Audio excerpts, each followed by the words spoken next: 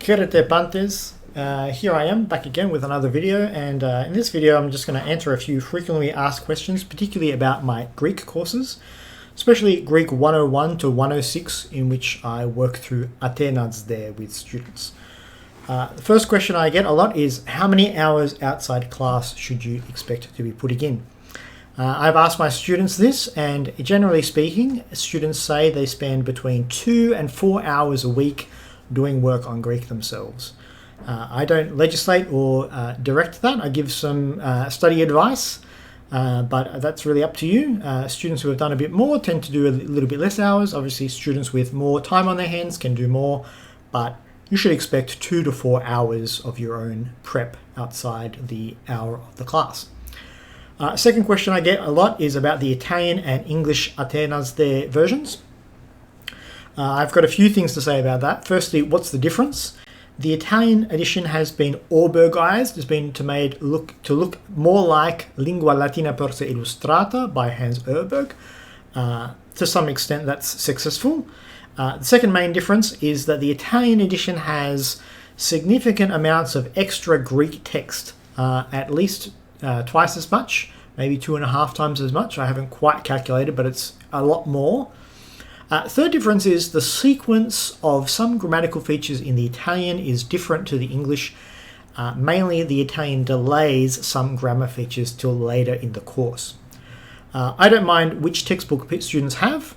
I certainly encourage people to read the Italian if they can access it.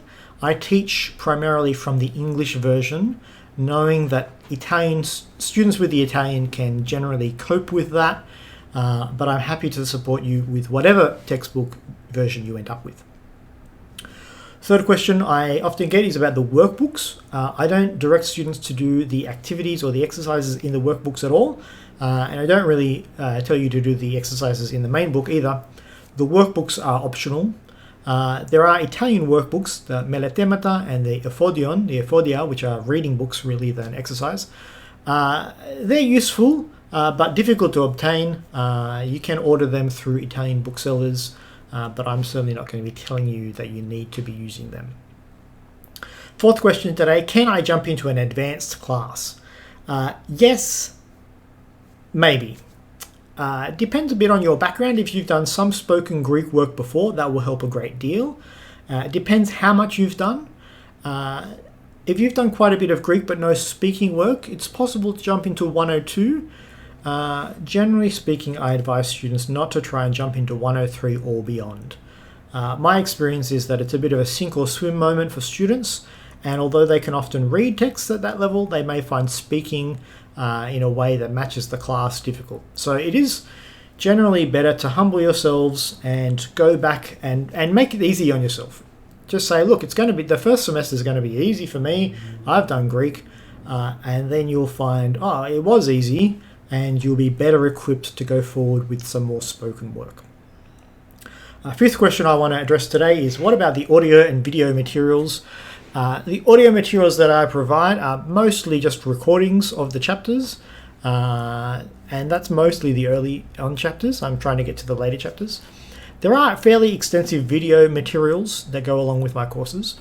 So students enrolled in the Athenaze 101 to 106 get access and lifetime access to a series of video lectures that I've prepared. They include readings of the text, explanations in English, explanations in Greek, with some question and answer in Greek, and then grammar videos covering everything within the Athenaze textbook and more, and then some vocabulary help videos. So those materials are there.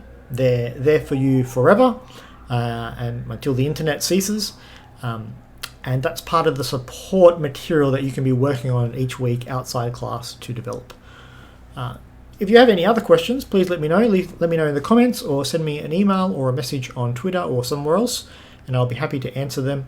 Particularly if you're unsure about what would be best for you, very happy to provide a bit of guidance based on what you've done before and what you're looking to do in the future. Thanks for joining me.